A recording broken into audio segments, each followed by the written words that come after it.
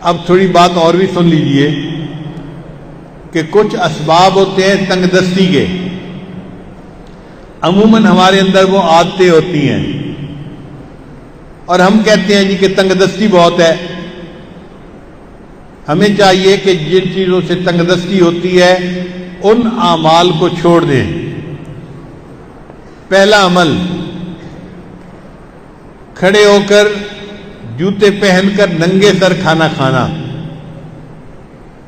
آج کل شادیوں میں دعوتوں میں ایک عام سی بات ہے، جوتے پہنے ہوتے ہیں، ننگے سر ہوتے ہیں اور کھڑے ہو کے کھانا کھاتے ہیں. اس سے اللہ تعالیٰ رزق میں تنگی فرما دیتے ہیں. دوسری بات، بیت الخلاء میں باتیں کرنا. تیسری بات، مہمان کو بوجھ سمجھنا. چوتھی بات، ہاتھ دھوئے بغیر کھانا کھانا اور بسم اللہ پڑھے بغیر کھانا کھانا. اس سے رزق میں تنگی ہو جاتی ہے. پھر پانچویں بات، کھانا ختم ہو جائے تو کھانے کے برتن کو اچھی طرح صاف نہ کرنا، اس سے بھی رزق میں تنگی ہوتی ہے.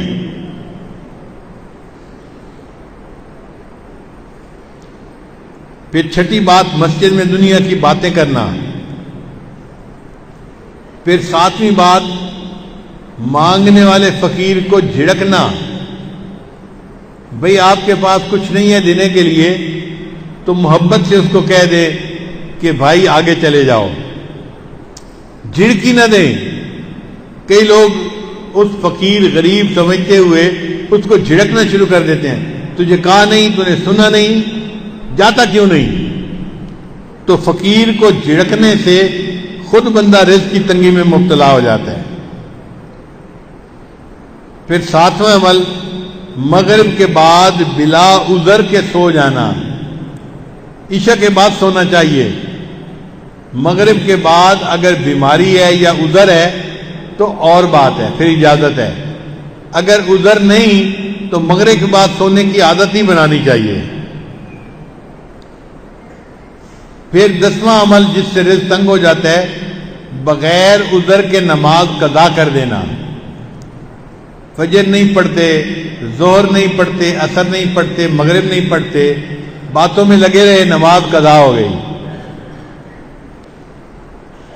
پھر 11واں عمل جس سے رزق میں تنگی آتی ہے، جھوٹ بولنا. اور آج کل تو جھوٹ بولنے کی ابتدا ماں باپ بچے سے ہی کر دیتے ہیں.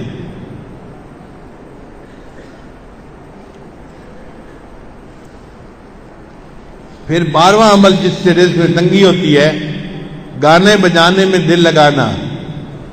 گانے پسند ہوتے ہیں تو آپ دیکھیں گاڑیوں میں ہر وقت ٹوں ٹوں ہوتی رہتی ہے، گانے لگے ہوئے ہوتے ہیں، میوزک لگی ہوتی ہے. پھر 13واں عمل جس سے رزق میں تنگی آتی ہے، اولاد کو برا بھلا کہنا.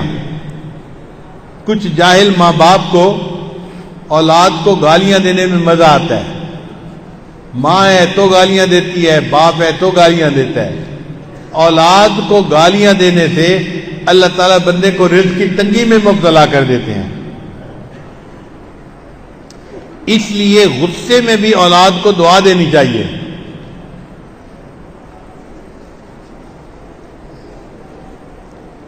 چنانچہ ایک صاحب اپنا واقعہ سنانے لگے کہ میں بہت شرارتی تھا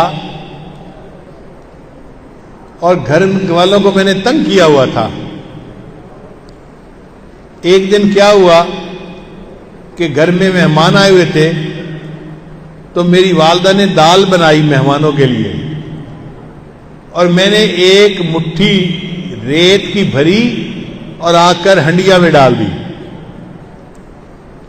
اب جب مہمان کھانا کھانے لگے تو دال کے اندر ریت تھی تو کھانا تو نہیں کھایا جاتا نا.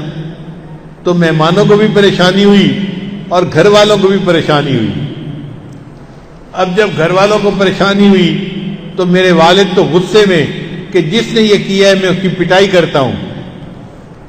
کہنے لگے کہ میری والدہ کو پتہ چلا تو میری والدہ نے پتہ کیا کہ یہ کام کیا کس نے ہے. تو ماں کو بچوں کا پتہ ہوتا ہے، اس نے کہا کہ فلاں نے کیا ہوگا. مجھے پکڑ کے لایا گیا اور مجھے پوچھا گیا کہ کیا تم نے یہ حرکت کی، سالن کے اندر تم نے ریت ڈالی، تو امی کے سامنے میں نے اقرار کر لیا، ہاں امی یہ شرارت میں نے کی تھی۔ کہنے لگے کہ یہ شرارت کا جب میں نے اقرار کیا تو غصے میں میری ماں نے مجھے کہا، اچھا تو نے مہمانوں کو تکلیف پہنچائی اور سالن کے اندر تو نے ریت ڈالی، اللہ تعالیٰ تجھے حرم کا امام بنا دے۔ تو وہ کہتے ہیں کہ اللہ نے میری ماں کی دعا کو قبول کر لیا اور آج اللہ نے مجھے دونوں حرم کا امام بنا دیا۔ یہ واقعہ کس کا تھا؟ قاری سدیس کا تھا جو حرم کے امام ہیں۔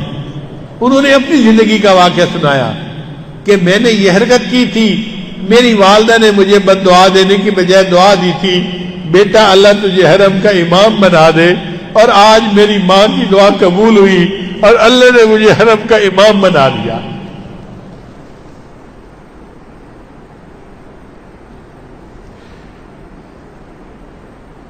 پھر 14واں عمل، قرآن پاک کو بے وضو ہاتھ لگانا۔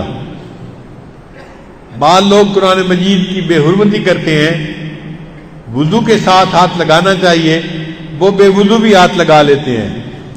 تو بے وضو ہاتھ لگانے سے اللہ تعالیٰ رزق میں تنگی پیدا فرما دیتے ہیں۔ 15واں عمل، غیر محرم کو بے دھڑک دیکھنا۔ بعض نوجوان سمجھتے ہیں کہ ہوتا تو کچھ نہیں، تو غیر محرم کو دیکھو مزے اڑاؤ۔ تو غیر محرم کو دیکھنے سے اللہ تعالیٰ بندے کو رزق کی تنگی میں مبتلا فرما دیتے ہیں۔ اور 16واں عمل جس سے کہ اللہ تعالیٰ رزق کو تنگ کر دیتے ہیں، اپنے اہل خانہ کے ساتھ ہر وقت لڑتے رہنا۔ یہ گناہ آج کے دور میں عام ہو گیا ہے۔ جس گھر میں دیکھو خامد بیوی پہ برس رہا ہے اور بیوی بھی چپ نہیں کرتی، آگے سے کوئی نہ کوئی جواب دیتی رہتی ہے، اس نوک جھونک کے بدلے اللہ تعالیٰ رزق کی تنگی میں مبتلا کر دیتے ہیں۔